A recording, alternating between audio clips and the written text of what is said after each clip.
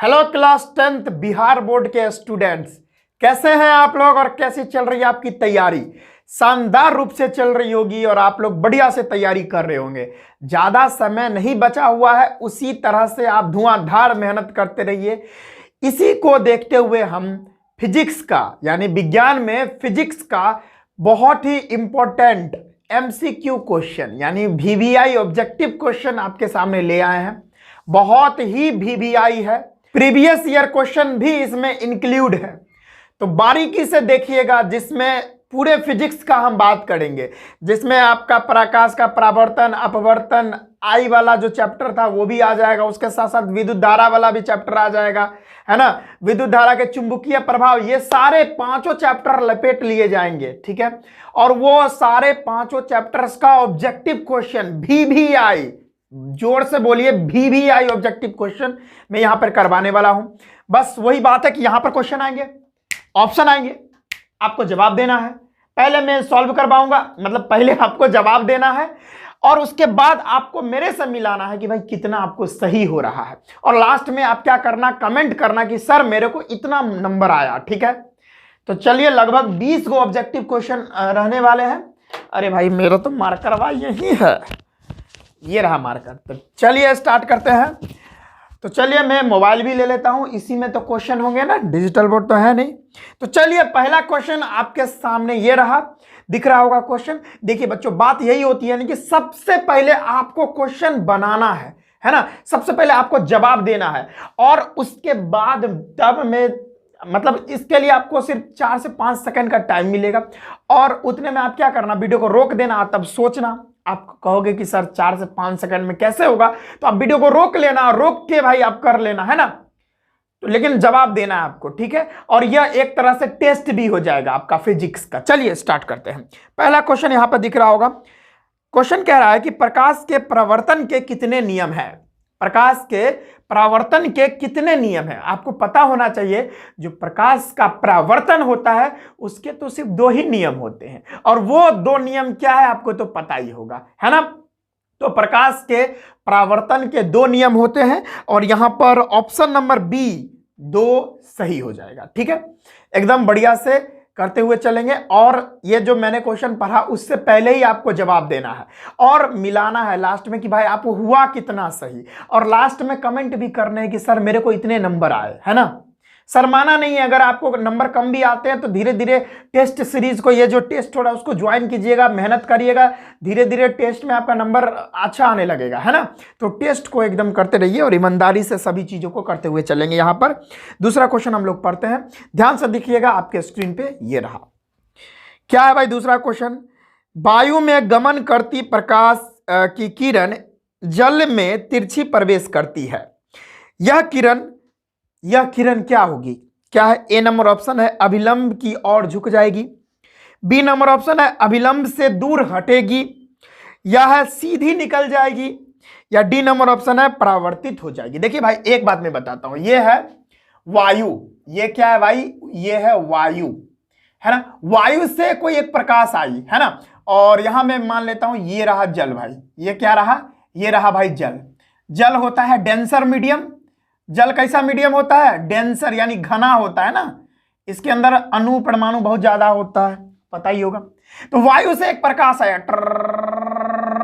घुचुड़ू, अब यानी घुचुड़ू यानी घुसेगा इसमें, है ना। इसके तरफ अभिलंब एक बन जाएगा, इसके परपेंडिकुलर, ए भैया इस तरीके से। तो देखो भाई, कभी वायु क्या है, एक रेयरर मीडियम होता है, एक खाली मीडियम है, उसमें कुछ नहीं है ना, खाली है एक तरह से। वायु एक तरह से खाली है यानी रेयरर है, रेयरर मीडियम है। और ये है डेंसर, DEN नहीं होता, डेंस, DENSE, डेंसर मीडियम। तो रेयरर से डेंसर में याद आपको होगा, अगर रेयरर मीडियम से डेंसर मीडियम में प्रकाश आती है, प्रकाश की जो किरण आती है तो वो अभिलंब की तरफ झुक जाती है। क्या होती है, अभिलंब की तरफ इस तरह से झुक जाएगी। यानी एक्चुअल में अगर हम बात करें तो अगर वायु यहां है और यहां भी वायु ही रहता तो सीधा पास कर जाता ना, देख रहे हो आप। लेकिन ये इतना झुक गया, इतना झुक गया। तो हमेशा याद रखिए, वायु से अगर जल में कोई प्रकाश जाएगा तो वो क्या होगा, वो होगा अभिलंब से अभिलंब की ओर झुक जाएगी। अभिलंब की ओर क्या हो जाएगी? झुक जाएगी, क्योंकि स्पीड कम हो गया ना, यहां पर प्रकाश का जो स्पीड होता है वो कम हो गया। प्रकाश का स्पीड वायु में कितना होता है? वायु में लगभग बात कर ले तो 3 × 10⁸ मीटर पर सेकंड होता है। ये तो निर्वात में होता है, लेकिन लगभग में हम मान लिए, है ना, वायु में। लेकिन वायु में भी एयर रेजिस्टेंस वगैरह होते हैं, तो इसमें थोड़ा कम ही होगा। खैर, अगर हम जल में बात करें तो इसका आधा हो जाता है, 1.5 × 10⁸ मीटर पर सेकंड। समझ लीजिए, आधा हो गया, यहां पे स्पीड घट जाती है। समझ में आया? डिटेल्ड एक्सप्लेनेशन से आपको बताते हुए चल रहा हूं। तो इसका ऑप्शन नंबर क्या हो जाएगा कि अभिलंब की ओर झुक जाए, क्योंकि यहां पर प्रकाश का स्पीड जल में कम हो गया, इसीलिए इधर झुक गया। समझ में आ गया? बढ़िया सर, मजा आ गया। तो चलो भाई, इसको मैं मिटा देता हूं। तो आई थिंक आपका ऑप्शन एकदम सही हो गया होगा, है ना? मजा आया बच्चों? मजा आया? बोलो बोलो यार, मजा आया? हाँ, तो ऑप्शन नंबर हमारा ए हो जाएगा सही। आपने भी इसका सही जवाब लगाया होगा पहले। चलिए हम आगे बढ़ते हैं। मजा आ रहा होगा आज का सेशन। अगर वीडियो पसंद आ रहा है तो वीडियो को लाइक कर दे। खैर, मैं आज तक बोला नहीं हूं लाइक वाइक करने के लिए। अगर आपको पसंद होगा तो डेफिनेटली बोलने की जरूरत नहीं ही पड़ेगी, है ना? तो आप अपने हिसाब से देख लेना, अगर पसंद आया तभी लाइक करना, मत नहीं तो मत ही करना, ठीक है? तो देखिए भाई, अगला क्वेश्चन है, तीसरा नंबर क्वेश्चन आपके स्क्रीन पे ये रहा। निम्नलिखित में से किस लेंस को अपसारी लेंस कहते हैं? फिर से पढ़िएगा। निम्नलिखित में से किस लेंस को अपसारी लेंस कहते हैं बच्चों, है ना? तो चलिए, ऑप्शन रहा आपके सामने ये, उत्तल लेंस को, अवतल लेंस को, उत्तल लेंस एवं अवतल लेंस को, और अगला है बाइफोकल लेंस को। अरे भाई, ये तो सभी जानते हैं, जो अपसारी लेंस होते हैं उन वो कौन होते हैं भाई? अवतल लेंस। कौन? अवतल लेंस, है ना? तो हमारा ऑप्शन नंबर देख रहे हो, ऑप्शन नंबर बी 3 का जो अपसारी लेंस जो होता है वो कौन होता है? अवतल लेंस होते हैं। तो ऑप्शन नंबर बी हमारा एकदम सही हो जाएगा, है ना? आगे बढ़े बच्चों, समझ में आ रहा होगा। चलिए देखिए, मेरे आंसर देने से पहले आप अपना आंसर तैयार रखें, और जैसे ही मैं क्वेश्चन आपके सामने आएगा वीडियो को रोक दीजिए और फिर सोचिए कि भाई इसका जवाब क्या होना चाहिए, ठीक है ना? अब मैं क्वेश्चन का आंसर करवा रहा हूं, आप वही देख के आप कमेंट कर दोगे कि सर मेरे को 20 में 20 आ गए, तो फिर गड़बड़ है ना, आप अपने से बेईमानी कर रहे हो, है ना? ईमानदारी से हर एक चीजों को करते हुए चलना है ना? अरे 5 नंबर आएगा, कोई बात नहीं, अगला बार 10 आ जाएगा, उसके अगला बार 15 आ जाएगा, फिर बीच में 20 हम लोग मारेंगे। चलिए भाई, आगे बढ़ते हैं बच्चों। चौथा क्वेश्चन है, किसी बिंब का वास्तविक तथा समान साइज का प्रतिबिंब प्राप्त करने के लिए बिंब को उत्तल लेंस के सामने कहां रखना चाहिए? कहां रखना चाहिए? फिर से क्वेश्चन को पढ़ते हैं। किसी बिंब का वास्तविक तथा समान साइज का प्रतिबिंब प्राप्त करने के लिए बिंब को उत्तल लेंस के सामने कहां पे रखना चाहिए? ऑप्शन है, ये तो मेरे को देखते ही आंसर आ गया है, आप लोग को भी आ जाना चाहिए, है ना? अभी तक आपका आंसर आ गया होगा। देखिए, ऑप्शन नंबर ए कह रहा है लेंस के मुख्य फोकस पे, बी है लेंस के फोकस दूरी के दुगनी दूरी पर, और सी है अनंत पर, और डी है लेंस के प्रकाशिक केंद्र तथा मुख्य फोकस के बीच। अरे भाई, डायरेक्ट कह दो भाई, लेंस होता है ना, जो एफ होता है ना, एफ को दुगना कर दो, यानी 2f पे। यानी अगर हम 2f पे रखेंगे तब जो है ना, हमारा बिंब जो है समान साइज का बनेगा, और क्या बनेगा? वास्तविक बनेगा। समझ में आ रहा है? तो हमारा 4 का बी नंबर ऑप्शन सही हो जाएगा, लेंस के फोकस दूरी की दुगनी पर, यानी बी नंबर ऑप्शन हमारा सही हो जाएगा। चलिए आगे बढ़ते हैं, चलिए भैया, आगे है, अगला क्वेश्चन है, ध्यान से देखिएगा। 5वां नंबर क्वेश्चन है, मानव नेत्र जिस भाग पर किसी वस्तु का प्रतिबिंब बनाता है, यानी मानव नेत्र जिस भाग पर किसी वस्तु का प्रतिबिंब बनाता है ना, तो वह क्या होता है? वह क्या है? ऑप्शन देखिए, कॉर्निया, परितारिका, दृष्टि पटल, है ना? उसके बाद है डी नंबर है पुतली, है ना? पुतली तो हमारा तो पता होगा आप लोग को, हमारा जो रेटिना होता है, रेटिना उसी पर क्या बनता है, पिक्चर वगैरह बनता है, यानी प्रतिबिंब बनता है। तो हमारा ऑप्शन नंबर क्या हो जाएगा, यहां पर सी नंबर ऑप्शन हो जाएगा, दृष्टि पटल। रेटिना को क्या बोलते हैं, दृष्टि पटल। हमारा सी नंबर ऑप्शन सही हो जाएगा, है ना। बहुत मजा से आप लोग ये क्वेश्चन को करते हुए चल रहे हैं। आगे बढ़ते हैं बच्चों, है ना। आपका एकदम सही हो रहा होगा सारा, उम्मीद करते हैं। अब देखिए, किसी माध्यम में अपवर्तनांक यानी म्यू का मान आपसे पूछ रहा है, म्यू म्यू म्यू, है ना। म्यू का मान पूछ रहा है, क्या होगा, है ना। तो हम लोग जानते हैं साइन आई बटे साइन आर इक्वल टू होता है कांस्टेंट, स्थिरांक होता है। तो देखो स्थिरांक जो है ना, एक तरह से म्यू ही तो है, म्यू ही तो स्थिरांक होता है। तो यहां पर हम लिख देंगे sine i by sine r equal to mu. तो म्यू के बराबर कौन हो जाएगा, साइन आई बटे साइन आर। तो हमारा देखिए भाई, साइन आई बटे sine r, A number option सही हो जाएगा। आपका भी सही हुआ होगा बच्चों। मजा से आप लोगों को पढ़ते हुए चलना है अपना लोग को। साइन आई बटे साइन आर म्यू के बराबर आ जाएगा। आप लोग को पता, आपने पढ़ा होगा, है ना। चलिए आगे बढ़े, मिटा दे इसको। हाँ, सभी बातें आपको समझ में आ रही होंगी। कोई प्रॉब्लम है तो कमेंट करके पूछे भाई, है ना। अगला क्वेश्चन है, किसी लेंस के आवर्धन का एसआई मात्रक निम्नलिखित में से कौन है। आवर्धन जानते हैं, मैग्निफिकेशन, आपको पता होगा मैग्निफिकेशन के बारे में। खैर मैं ऑप्शन पहले पढ़ देता हूं। ऑप्शन है मीटर, ए नंबर, बी नंबर है सेंटीमीटर, सी नंबर है मिलीमीटर और डी नंबर है मात्रक विहीन। ये मात्रक विहीन होती है, क्या होता है देखते हैं अभी।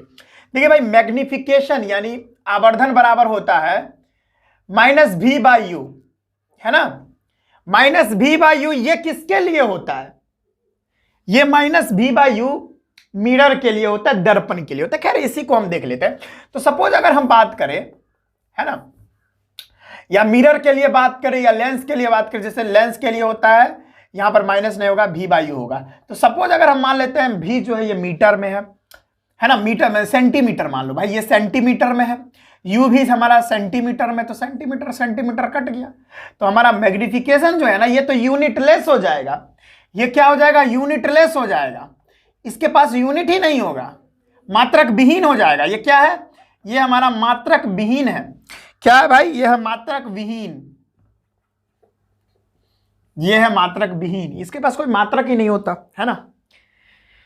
समझ में आया, क्यों मीटर सेंटीमीटर से, अगर मीटर रहता तो मीटर से मीटर कट जाता, सेंटीमीटर से सेंटीमीटर सेंटीमीटर कट गया। तो आवर्धन जो होगा उसका तो भाई कोई मात्रक है ही नहीं, ये तो मात्रक विहीन है, यूनिट लेस होता है ये। तो हमारा ऑप्शन नंबर डी हमारा मात्रक विहीन सही हो जाएगा। बच्चों आई थिंक आपको भी समझ में आ रहा होगा, सारा चीज सही हो रहा होगा आपको। तो बल्ले बल्ले सावा सावा मस्ती में हाँ पढ़ते जाना है। और इस बार क्लास 10th के बोर्ड एग्जामिनेशन में हम लोग को फोड़ के आना है ना। क्या करना है, फोड़ के आना है। चलिए आगे बढ़ते हैं। अगला क्वेश्चन है, 8वां नंबर क्वेश्चन है, तारों का टिमटिमाना प्रकाश के किस घटना को दर्शाता है। यानी जो तारे टिमटिमाते हैं ना, तारे जो टिमटिमाते हैं वह प्रकाश के किस घटना को दर्शाता है। तारे जो टिमटिमाते हैं वह प्रकाश के किस घटना को दर्शाता है। ऑप्शन देखिएगा, प्रकाश का अपवर्तन, है ना, अगला है प्रकाश का परावर्तन, अगला है प्रकाश का परिकिरणन, या डी नंबर है प्रकाश का वर्ण विक्षेपण। तो आपको पता होगा, जल्दी से जवाब दीजिए। चलिए मैं वेट कर लूं। टक टक 1, टक टक 2, टक टक 3, समय आपका हो गया है समाप्त। तो हम लोग को पता है यार, प्रकाश का जो अपवर्तन होता है ना, वही तो होता है ना, प्रकाश का जो अपवर्तन होता है, ठीक है। क्योंकि वहां पर जो देखते होंगे हमारे एटमॉस्फेयर में, देखिए यहाँ पे हमारे एटमॉस्फेयर में अलग अलग लेयर होता है ना, वायुमंडल का अलग अलग परत होता है। ये अलग परत हो गया, ये अलग परत हो गया, ये अलग परत हो गया, ये अलग परत हो गया, है ना। अब मान के चलिए कोई तारा यहाँ पर है, टुटिक टुटिक, मैं तारा बना लेता हूं अच्छे से। कोई तारा समझ लीजिए यहाँ पे, है ना।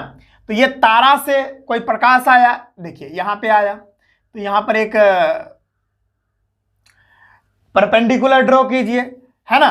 तो ये इसके तरफ झुक जाएगा थोड़ा, फिर यहाँ पे बना दीजिए, फिर ये थोड़ा इधर झुक जाएगा। तो देख रहे हैं कुछ थोड़ा इधर प्रकाश जा रहा है, थोड़ा इधर जाए, तो इसी के वजह से अपवर्तन यहां पर हो क्या रहा है, अपवर्तन, प्रकाश का अपवर्तन ही तो हो रहा है। डिफरेंट डिफरेंट लेयर जो रहता है परत किससे जो है रिफ्रैक्ट हो रहा है, यानी अपवर्तन हो रहा है इसका, और अपवर्तन के वजह से ही यह हमें मतलब टिमटिमाते हुए दिखते हैं, है ना। समझ में आ रहा है बच्चों। चलिए खैर ये डिटेल्ड में हम आपको बता देंगे जब ये प्रकाश का परावर्तन चैप्टर हम फिर से, अपवर्तन चैप्टर फिर से पढ़ाएंगे। तो चलिए मिटा दें। तो यहां पर ऑप्शन क्या हो जाएगा हमारा, प्रकाश क्या, अपवर्तन के कारण, अपवर्तन के कारण। चलिए ऑप्शन नंबर ए हमारा सही हो जाएगा। अगला बढ़ेंगे 9th नंबर क्वेश्चन। किसी चालक का प्रतिरोध, 9th नंबर क्वेश्चन पढ़िए। किसी चालक का प्रतिरोध निम्नलिखित में से किस पर निर्भर करता है। कोई भी चालक है उसका प्रतिरोध है, यानी देखिए कोई भी चालक है, सपोज ये कोई चालक है ना, ये चालक है, इसके अंदर जो आर है ना, इसके अंदर जो आर है वह किस पर निर्भर करता है, किस पर निर्भर करता है, किस पर निर्भर करता है, यह आपको बताना है। ऑप्शन पढ़िएगा भाई, ऑप्शन है भाई, ऑप्शन है यहां पे देखिए, चालक की लंबाई पर, है ना, चालक के अनुप्रस्थ काट का क्षेत्रफल पर, या चालक के पदार्थ की प्रकृति पर, या उपरोक्त में से सभी। तो आपको पता है ये जो हमारा आर होता है, हमारा किसी भी चालक का प्रतिरोध होता है वो समानुपाती होता है उसके लंबाई का। किसी भी चालक का जो प्रतिरोध होता है वो व्युक्त कर्मानुपाती होता है उसके अनुप्रस्थ काट का क्षेत्रफल का, है ना। और तापमान पर भी निर्भर करता है, आपको पढ़ाया था मैं, तापमान पे भी निर्भर करता है किसी भी चालक का प्रतिरोध, और उसके साथ साथ एक और चीज पर निर्भर करता है, वो चालक की प्रकृति पर, चालक की प्रकृति पर भी निर्भर करता है। तो भाई इस पर भी निर्भर करता है, इस पे भी निर्भर करता है, इस पे भी निर्भर करता है, इस पर भी निर्भर करता है। या 3 तो ऑप्शन दे ही रखा है। चालक की लंबाई पर, तो चालक की लंबाई पर दिख ही गया। उसके बाद बोल रहा है चालक के अनुप्रस्थ काट का क्षेत्रफल पर, वो भी दिख गया आपको। तापमान इसमें नहीं दिया है, तो चलिए तापमान पर भी करता है लेकिन दिया नहीं है ऑप्शन में। और अगला है चालक की प्रकृति पर, यह भी भाई है। तो यहां पर डी नंबर ऑप्शन देख रहे हैं, उपयुक्त में से सभी पर निर्भर करता है। तो ऑप्शन नंबर डी हमारा टक टक टक सही हो जाएगा। समझ में आया बच्चों, सभी पर निर्भर करता है हमारा प्रतिरोध, है ना। चलिए मिटा दें। चलिए किसी भी चालक का प्रतिरोध उसके लंबाई पर, उसके अनुप्रस्थ काट का क्षेत्रफल पर, उसके तापमान पर, है ना, उस चालक के पदार्थ की प्रकृति पर, सभी पर निर्भर करते हैं। तो ऑप्शन हमारा उपयुक्त में से सभी हो गया, यानी सभी ऑप्शन सही है। अगला भाई, अगला है विद्युत, यह क्या है, 10वां नंबर क्वेश्चन है ना। निम्नलिखित में से कौन विद्युत शक्ति का एसआई मात्रक है। विद्युत शक्ति, देखो भाई, विद्युत शक्ति भाई जब तक मैं बना रहा होता हूं उससे पहले आपका आंसर आ जाना चाहिए, है ना। मैं बार बार यही बोल रहा हूं आप लोगों से, जब तक मैं बना रहा होता हूं उससे पहले आप लोग का आंसर आ जाना चाहिए। आप क्या करो, अब आप लोग कहोगे सर जल्दी जल्दी आप बताने लगते तो हम क्या करें। भाई वीडियो को रोक दो, फिर आप अपने से आंसर निकालो, एक फाइनल आंसर, और तब मेरा देखोगे भाई आपसे मैच कर रहा है कि नहीं कर रहा है ना। विद्युत शक्ति की मैं बात करूं, विद्युत शक्ति जो होता है इसका एसआई मात्रक आपसे पूछ रहा है। क्या पूछ रहा है, एसआई मात्रक आपसे पूछ रहा है कि विद्युत शक्ति का एसआई मात्रक क्या होता है। तो भाई बच्चा वाला बात है, विद्युत शक्ति बराबर क्या हो जाएगा, P होता है W/T होता है ना। खैर ये तो हमसे पूछेगा नहीं, यहां पर डायरेक्ट दे रखा है वाट। विद्युत शक्ति का एसआई मात्रक वाट होता है कि वाट बटे घंटा होता है कि एम्पियर होता है कि ओम होता है, सभी जानते हैं। पावर जो होता है, पावर यानी विद्युत शक्ति होता है, उसका एसआई मात्रक वाट होता है, वाट, WATT वाट।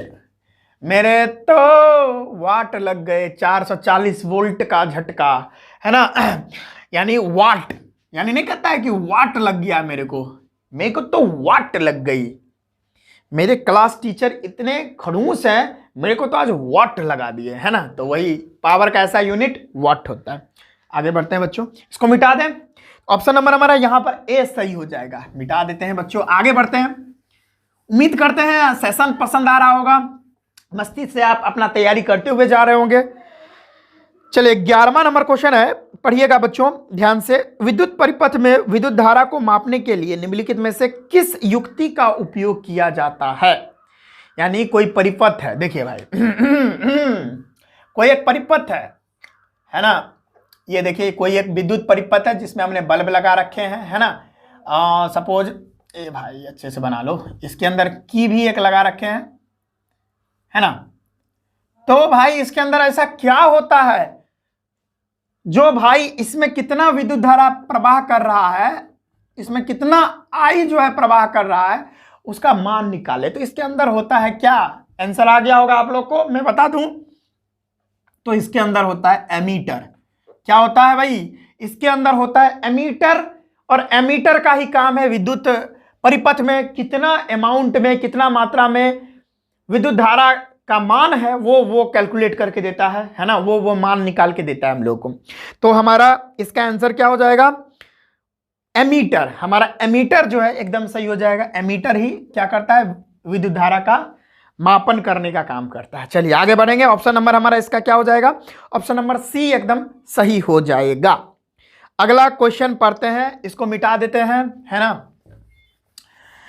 उम्मीद करते हैं बहुत अच्छा लग रहा होगा आज का सेशन, है ना। हमारे पास जितना रिसोर्सेस है उसी में हम कोशिश कर रहे हैं आपको बेस्ट से बेस्ट देने का।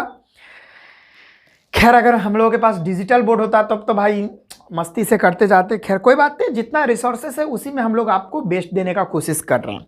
चलिए आगे बढ़ते हैं बच्चों। फ्यूज तार के लिए निम्नलिखित में से कौन सा कथन सत्य है। वो जो फ्यूज तार होता है ना, लगा होता है फ्यूज जो आपके, हम देखिए मैं यहाँ पे एक बोर्ड लगा हुआ है, उसमें भी फ्यूज तार लगा हुआ है। मैं दिखा दूँ, अगर उसको खींचूंगा तो भाई लाइट ही बंद हो जाएगा, नहीं तो मैं अभी दिखा देता, वहाँ पे लगा हुआ है। तो वो जो फ्यूज का तार होता है उसमें से कुछ यहाँ पर ऑप्शन दिया उसके बारे में क्या क्या है। यानी फ्यूज तार के लिए निम्नलिखित में से कौन सा कथन सत्य है, सत्य कथन यहाँ पे दिया हुआ है नीचे। क्या क्या है पढ़ते हैं, इसमें से सही वाला आपको चुनना पड़ेगा। क्या है, प्रतिरोध तथा गलनांक दोनों अधिक होता है। ये जो फ्यूज तार होता है उसका प्रतिरोध भी ज़्यादा होता है और उसका गलनांक भी ज़्यादा होता है। देखिए फिर से बोल रहा हूँ, जल्दी से आप अपना आंसर तैयार रखिए, वीडियो को रोक दीजिए और अपना आंसर तैयार रखिए। बी नंबर ऑप्शन है प्रतिरोध कम होता है लेकिन गलनांक अधिक होता है। सी नंबर ऑप्शन है प्रतिरोध अधिक होता है तथा गलनांक कम होता है। डी नंबर ऑप्शन है प्रतिरोध तथा गलनांक दोनों कम होता है। तो पहला नंबर, एक बात बता दूं आपको, हमारा जो फ्यूज होता है ना, हमारा जो फ्यूज होता है, फ्यूज नहीं बता रहे, फ्यूज उड़ गया है तुम्हारा। तो फ्यूज जो होता है ना, उसका जो आर होता है यानी प्रतिरोध जो होता है, उसका प्रतिरोध वो बहुत ही ज्यादा होता है। क्या होता है, उसका प्रतिरोध बहुत ही ज्यादा होता है। प्रतिरोध ज्यादा होगा तो उसमें विद्युत धारा नहीं जा पाएगा, उसमें पर्सनली नहीं जा पाएगा।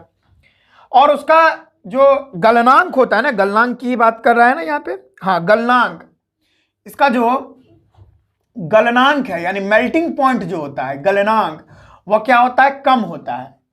गलनांक कम होगा तो आसानी से वो गल जाएगा, और गल जाएगा तो क्या होगा, पूरे घर का सर्किट बंद कर देगा, वो विद्युत धारा ही नहीं फॉलो करने देगा। और विद्युत धारा नहीं फॉलो होगा तो शॉर्ट सर्किट नहीं हो सकता, है ना।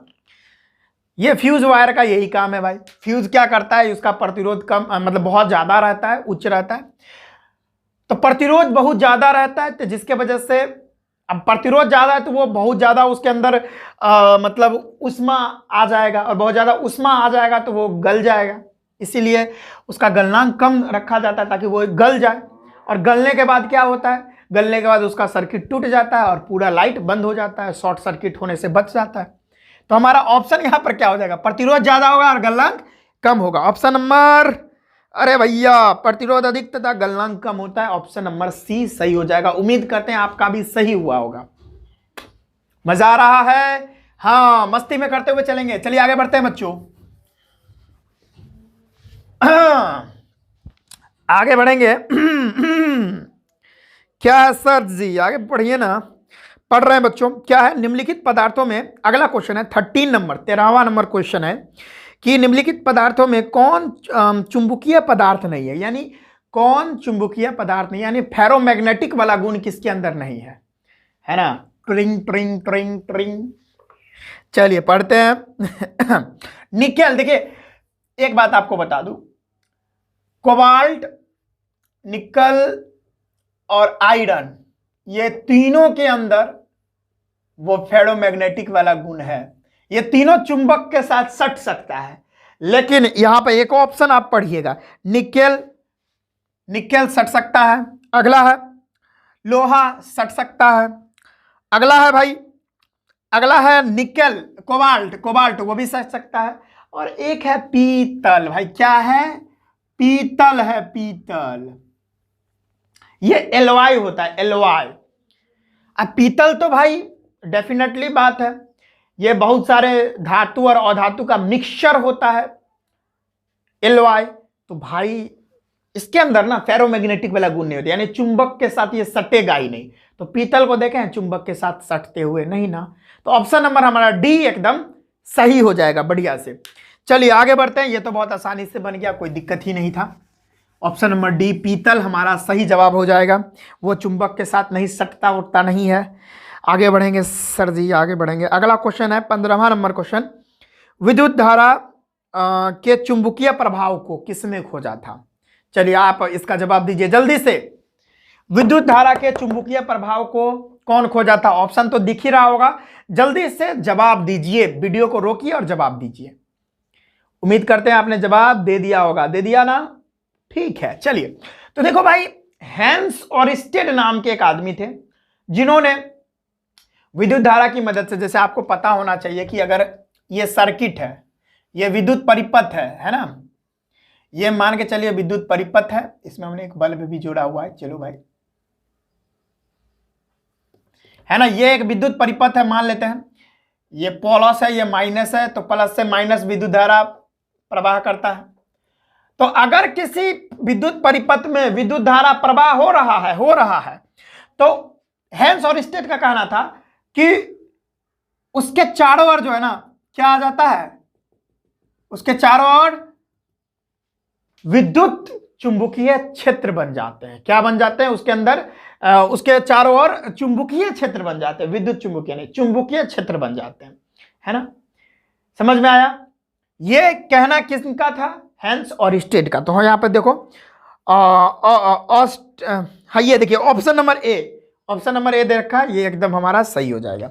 आगे बढ़ेंगे, आगे है ये 15वां नंबर क्वेश्चन हो गया, मिटा दें भाई, है ना। आगे बढ़ते हैं, आगे बढ़ते हैं, आगे बढ़ते हैं, आगे बढ़ते हैं। 16वां नंबर क्वेश्चन को पढ़ते हैं। निम्नलिखित में से कौन जैव मात्रा ऊर्जा का स्रोत का उदाहरण ही नहीं है ना। फिर से पढ़ते हैं, निम्नलिखित में से कौन जैव मात्रा ऊर्जा स्रोत का उदाहरण नहीं है? ऑप्शन दे रखा है, लकड़ी, गोबर गैस, नाभिकीय ऊर्जा या कोयला। तो देखो भाई एक बात बता दो, हमारा जो यहां पर ऑप्शन दे रखा है, आप लोग अपना आंसर वीडियो को रोक के तुरंत आंसर दे दिया कीजिए भाई, यानी आंसर को मन में ही सोचिए और मार्क्स गिनते जाइए। ठीक है, आप क्या कर सकते हैं इसके लिए, एक नोटबुक लेके बैठा कीजिए और उसमें लिखते जाइए कि भाई मेरा ये सही हुआ, ये सही हुआ, नंबर बैठाते चलिए, और लास्ट में कितना नंबर आता है वो सारे को कैलकुलेट करके आपको कमेंट में कमेंट कर देना है कि सर मेरे को इतना नंबर आया। ठीक है, तो मैं भी तो जानूंगा कि भाई आपको अच्छा नंबर आ रहा है, आप अच्छा से तैयारी कर रहे हो, है ना। आपको भी पता चलेगा कि हम कहाँ पर अभी खड़े हुए हैं, हमारा पोजीशन कितना है, हम लोग को और कितना मेहनत करने की आवश्यकता है, तभी हम बोर्ड एग्जाम को फोड़ सकते हैं। तो ये सब चीज अब नहीं देखोगे तो कब देखोगे यार, अभी समय भी नहीं है ना। चलो आगे बढ़ते हैं। हाँ, मैं बोल रहा था कि निम्नलिखित में से कौन जैव मात्रा ऊर्जा का स्रोत का उदाहरण नहीं है? तो देखो भाई यहां पर लकड़ी दे रखा है ना, नीचे लिख लेता हूं, ऊपर नहीं दिखेगा। लकड़ी तो है ही भाई, है ना, लकड़ी है। गोबर गैस भी है, गोबर गैस जो होता है, गोबर गैस भी है। उसके साथ साथ यहां पर दे रखा है नाभिकीय ऊर्जा। अरे भैया यही तो नहीं है, एक और ऑप्शन दे रखा था नीचे, कोयला। ये तीनों क्या है? ये तीनों जैव मात्रा ऊर्जा स्रोत मतलब है, लेकिन हमारा जो नाभिकीय ऊर्जा है ना, यहाँ पे क्या रखा है, नाभिकीय ऊर्जा, ये तो नहीं है ना। तो ये हमारा ऑप्शन नंबर क्या हो जाएगा? सी नंबर ऑप्शन, नाभिकीय ऊर्जा एकदम सही जवाब हो जाएगा, कोई दिक्कत वाली बात नहीं। आगे बढ़ते हैं, चलिए मस्ती में आगे बढ़ेंगे। ये तो सारा एक एक नंबर, मतलब कोई अभी तक न्यूमेरिकल हम लोग के सामने आया नहीं है। काश न्यूमेरिकल आ जाता। फिजिक्स हम लोग कर रहे हैं, न्यूमेरिकल अभी तक आया नहीं है, है ना। बिहार बोर्ड में ज्यादा न्यूमेरिकल पूछा ही नहीं जाता। अगर सीबीएसई बोर्ड की बात करें तो वहां पर न्यूमेरिकल अच्छे अच्छे पूछे जाते हैं और अच्छे लेवल के पूछे जाते हैं, है ना। खैर अगला 17वां नंबर क्वेश्चन है, 1 माइक्रो एम्पियर बराबर कितना होता है? 1 माइक्रो एम्पियर। तो भाई देख लो, 1 माइक्रो एम्पियर, माइक्रो को इस वाले संकेत से दिखाते, ये इससे दिखाया जाता है माइक्रो को, है ना। तो 1 माइक्रो एम्पियर बराबर होता है कितना? जवाब दीजिए भाई, जवाब दीजिए जल्दी से। चलिए जवाब दे दिए जवाब। चलिए आई थिंक दे दिए होंगे, नहीं तो वीडियो को रोक कर दे दीजिए जवाब। तो 1 माइक्रो एम्पियर बराबर होता है 10⁻⁻6 एम्पियर, है ना। तो हमारा ऑप्शन नंबर क्या हो जाएगा भाई? ऑप्शन नंबर यहां पे कितना दे रखा है? डी नंबर ऑप्शन, है ना। डी नंबर ऑप्शन हम लोग का एकदम सही हो जाएगा, ठीक है। 1 माइक्रो एम्पियर बराबर 10⁻⁻6 एम्पियर होता है ना। समझ में आ गया? बढ़िया है सर, बढ़िया। आगे बढ़ेंगे, अगला क्वेश्चन हम लोग पढ़ेंगे। अगला क्वेश्चन है कि देखिए अब न्यूमेरिकल आ गया, भैया, अब मजा आएगा, है ना। ये फिजिक्स में एक आध को न्यूमेरिकल नहीं किए तो क्या किए, है ना। चलिए न्यूमेरिकल देखते हैं। यहाँ पर 18वां नंबर क्वेश्चन है कि 200 वोल्ट विभवांतर के दो बिंदुओं के बीच 5 माइक्रोकूलम आवेश को ले जाने में किया गया कार्य होगा, कितना होगा? ऑप्शन दे रखा है, A number 40 joule, B number 4 joule, C number 1 joule और डी नंबर 5 जूल, 5 जूल बोले 2 जूल दे रखा है। तो चलो भाई देखते हैं हम लोगों को क्या दे रखा है। विभवांतर, यानी विभवांतर जो दे रखा है ना, विभवांतर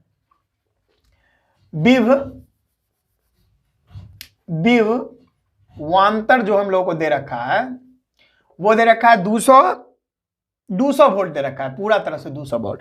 उसके बाद हम लोग को आवेश जो दे रखा है, आवेश जो दे रखा है यानी Q, वो दे रखा है कितना कूलम? 5 माइक्रो कूलम दे रखा है, MC, माइक्रो कूलम, आप लोग का फेवरेट वर्ड MC, है ना। अगला मतलब ये हो गया। अब तो हम लोगों से कार्य पूछ रहा है, कार्य कितना होगा? W बराबर आप लोगों से पूछ रहा है। बढ़िया है सर, देखते हैं इसका कार्य क्या होगा। तो देखो पहले एक काम करो, आवेश को ना, ये देखो माइक्रो कूलम है तो इसको कूलम में पहले बदल लेते हैं। तो देखो 5 माइक्रो कूलम बराबर क्या होगा? माइक्रो, देखो माइक्रो, अच्छा ये माइक्रो नहीं, ये मिली है, वेरी सॉरी, बार बार मैं मिस्टेक कर रहा था। ये मिली है ना, ये मिली कूलम है। माइक्रो का तो आपको पता है कैसे होता है, तो ये मिली कूलम है। अब मिली, माइक्रो को अभी तो बताया मैंने, अगर 5 माइक्रो कूलम रहता है इस तरह से तो इसको हम 5 × 10⁻⁻6 कूलम लिख देते। लेकिन यहां पर 5 मिली कूलम है, तो 5 मिली कूलम बराबर हो जाएगा 5 × 10⁻³ कूलम। तो यहां क्या लिखेंगे? 5 × 10⁻³ कूलम, ठीक है।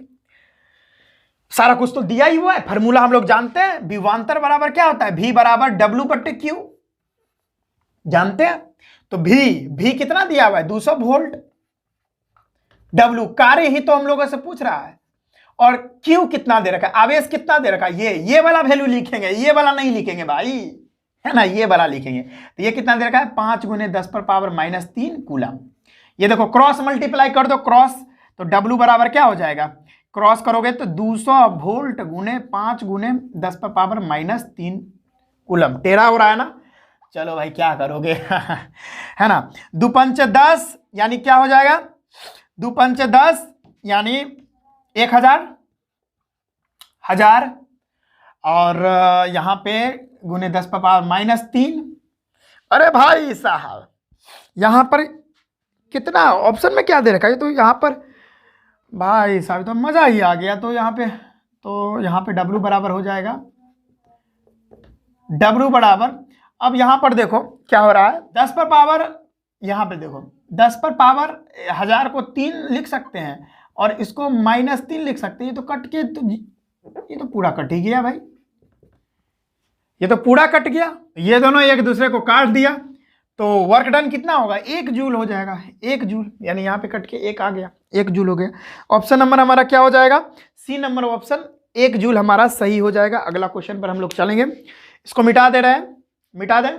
चलिए आगे बढ़ते हैं, बढ़े आगे। चलिए, यह क्वेश्चन हमारा सॉल्व हो गया। इसी तरह से क्वेश्चन वगैरह बनता है। आगे बढ़ते हैं, है ना। अगला क्वेश्चन हम लोग बढ़ते हैं। क्या है भाई अगला क्वेश्चन, देख रहे हैं। उम्मीद करते हैं आज का सेशन पसंद आ रहा होगा, मजा आ रहा होगा।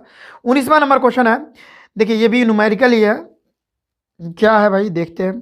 किसी, हाँ क्वेश्चन आ गया होगा, यहाँ पे छोटा छोटा लिखा हुआ है ना, इसको बड़ा कर लेता हूँ। चलो भाई, हाँ 19वां नंबर क्वेश्चन है। किसी विद्युत लैंप के तंतु से 0.4 एम्पियर की धारा प्रवाहित हो रही है। क्वेश्चन दिख रहा होगा आपको वहां। तो अगर लैंप 3 घंटे तक प्रकाश देता है तो उसमें प्रवाहित होने वाला आवेश कितना होगा। उसमें तो आवेश निकालना है आप लोगों को, ठीक है।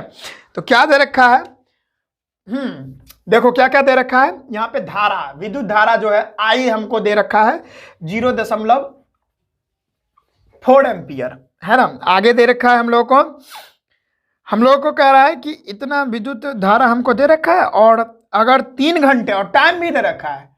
टाइम हम लोग को दे रखा है 3 घंटा, 3 आवर्स। तो हमको आवेश पूछ रहा है क्यू। देखो विद्युत धारा के डेफिनेशन से, परिभाषा से हम लोग जानते हैं आई बराबर होता है क्यू बट्टे टी। तो हम क्या करते हैं, यहां पर जो घंटा दे रखा है इसको हम क्या करते हैं, सेकंड में बदलते हैं। तो 1 घंटा में कितना मिनट होता है, 60। तो क्या करो आप, 3 गुने 1 मिनट, 1 घंटा में होता है 3600 सेकेंड। तो 3 घंटा में क्या होगा, तो 3600 गुने 3 कर दो, है ना। तो क्या हो जाएगा, यहां पे आप मल्टीप्लाई कर लो। तो यहां हो जाएगा 0 0, है ना, 6 18, कहां तात में 1 हो जाएगा। और यहाँ पे हो जाएगा 10 800, है ना, 10 800 सेकेंड हो जाएगा, है ना। बढ़िया है भाई, बढ़िया। चलो ये हो गया। अब यहां से आराम से ये वैल्यूज यहां पे बैठा दो। तो आई जो हमको 0.4 एम्पियर दे रखा है, क्यू हमको ही निकालना है, और टाइम दे रखा है 10 800 सेकेंड। तो क्यू बराबर हो जाएगा 10 800 सेकेंड, और इनटू में 0.4 एम्पियर। इसको भाई आप गुना कर दो आप, है ना। मैं कैलकुलेटर निकालता हूं। चलो भाई। तो देखो क्या है, 10 800 गुणे 0.4। तो यहां पर 4320 कितना आ रहा है भाई, 4320 कूलम। आवेश का एसआई मात्रक कूलम, तो मैंने कूलम लगा दिया। तो देखो भाई ये ऑप्शन आपको दे रखा है। अरे भाई कहां चल गया, निकल जा, निकल जा भाई। ये फोन मेरे को चलाने नहीं आता है ना, वो चला गया तो फिर निकलता नहीं रहता। निकल जा, चलो आ गया। निकलता नहीं रहता यार, बड़ा परेशान करता है। तो हमारा यहाँ पर देखिए 4320 ऑप्शन नंबर ए एकदम सही हो जाएगा। समझ में आ गया, बढ़िया था, कोई दिक्कत वाली बात नहीं थी। चलिए मिटा दें। ऑप्शन नंबर यहाँ पे कितना हो गया, ऑप्शन नंबर ए हो गया। चलिए भाई ऑप्शन नंबर ए से हमारा सही आंसर हो जाएगा। अगला क्वेश्चन हम लोग करते हैं, शायद वो लास्ट क्वेश्चन होगा। ये 19वां नंबर क्वेश्चन था, तो इसके बाद वाला लास्ट क्वेश्चन होगा। क्या है भाई, लास्ट क्वेश्चन भी पढ़ लेते हैं। क्या है, 100 वाट और 220 वोल्ट के विद्युत बल्ब के तंतु का प्रतिरोध क्या होगा, ये पूछ रहा है। ऑप्शन नंबर ए 900 ओम दे रखा है, बी 484 ओम, सी 220 ओम, डी 100 ओम। मेरे बनाने से पहले आप अपना जवाब तैयार रखना, वीडियो को रोक दो और देखो करके होता है कि नहीं, है ना। टिक टिक 1, टिक टिक 2, टिक टिक 3 कर लिए होंगे आई थिंक। चलिए मैं इसको सॉल्व करूं। क्या क्या दे रखा है, वैल्यू देख लेता हूं। यहां पर देखो पावर दे रखा है, पहले पावर दे रखा है 100 वाट। उसके साथ साथ वोल्टेज जो विभवांतर दे रखा है ना, वो दे रखा है 200 ही दे रखा ना, नहीं 220 दे रखा, 220। बढ़िया सर। और क्या कह रहा है कि इसका प्रतिरोध निकालना, आपको आर निकालना है। तो देखो एक पावर का फॉर्मूला आपको याद होगा, P = V²/R, पता ही होगा, है ना। तो पावर यहां पे 100 दे रखा है, 100 वाट। तो यहां पर V² यानी 220 का स्क्वायर, 220 गुने 220 डायरेक्ट कर लो आप। और रेजिस्टेंस यानी प्रतिरोध ही तो निकालना है। अब ये यहां जाएगा तो R बराबर हो जाएगा 220 गुने 220, और डिवाइडेड बाय 100, इससे ये मर गया, इससे ये मर गया। तो ये देखो भाई यहाँ पर कर लो भाई 22 गुने 22, तो हो जाएगा हम लोगों का 2 दूनी 4, 2 दूनी 4 यानी 484, 484 ओम। ऑप्शन हमारा देखो है 484, हाँ 484 बी नंबर ऑप्शन हमारा सही हो जाएगा। तो यहाँ पर हमारा जो प्रतिरोध है वो 484 आ जाएगा। अगर पावर 100 वाट हो और वोल्टेज 220 वोल्ट हो तो हमारा प्रतिरोध क्या बनेगा, 484 ओम बनेगा। यही हमारा आंसर हो जाएगा। चलिए आज के सेशन में तो इतना ही था जिसमें हमने 20 सवाल किए। तो चलो भाई अब टाइम आ गया है, अब बता दो कि आपको कितना मार्क्स आए, है ना। ईमानदारी से बताना, कोई बात नहीं, किसी का 2 भी सही हुआ होगा, किसी का 1 भी नहीं सही होगा, कोई बात नहीं यार, धीरे धीरे मेहनत करेंगे, अपना लोग कर लेंगे। तो इसी तरह से हम वीडियोस लाते रहेंगे आपके लिए, डेली वीडियोस लाएंगे और डेली टेस्ट रहेगा आप लोगों का। हम इंपॉर्टेंट क्वेश्चन आपके लिए लेते रहेंगे, लेके आते रहेंगे, चाहे साइंस हो, चाहे सोशल साइंस हो, सामाजिक विज्ञान हो, चाहे हिंदी हो, चाहे इंग्लिश हो, सभी सब्जेक्ट का हम लोग इंपॉर्टेंट क्वेश्चन आपके लिए लाते रहेंगे। एमसीक्यू क्वेश्चन, ज़्यादातर ऑब्जेक्टिव क्वेश्चन। और अगर आप लोग कमेंट करते हो तो हम लोग बहुत इंपॉर्टेंट सब्जेक्टिव क्वेश्चन भी आपके लिए लाते रहेंगे। पिछले बार भी हमने सब्जेक्टिव क्वेश्चन गेस किया, पूरा सब्जेक्टिव क्वेश्चन जितना हमने गेस किया था सारा ऑब्जेक्टिव क्वेश्चन आया, है ना। तो डेफिनेटली है, कमेंट जरूर करें, तो हम उस पर भी वीडियोस बनाएंगे, हर एक चैप्टर्स को लेते आएंगे, हर एक चैप्टर्स का इंपॉर्टेंट क्वेश्चन लेके आएंगे आपके सामने। और इंपॉर्टेंट क्वेश्चन के बाद पूरा निचोड़ लाएंगे, पूरे विज्ञान का इंपॉर्टेंट क्वेश्चन, पूरे सामाजिक विज्ञान का इंपॉर्टेंट क्वेश्चन। तो भाई कमेंट जरूर करिए। देखिए आपको लगता होगा कि सर बोल रहे हैं कमेंट करने के लिए, क्यों कर रहे हैं, मतलब क्या ही हो जाएगा सर का। अगर आप लोग कमेंट करोगे तो भाई एक मोटिवेशन मिलता है, अलग अंदर से एक मोटिवेशन आता है अगर आप लोग कमेंट करते हो, है ना। तो एक मोटिवेशन आता है जिसकी वजह से हम लोग को और अच्छा करने का मतलब मन करता है, और अच्छा करने का, और मेहनत करने का मन करता है। तो ये मोटिवेशन मिलता है। तो आप लोग डेफिनेटली कमेंट करें ताकि हम लोग मोटिवेट रहें और आप लोगों का हम लोग सेवा करते रहें। तो चलिए आज के इस सेशन में बस हम इतना ही रखते हैं, हम मिलते हैं नेक्स्ट वीडियो में।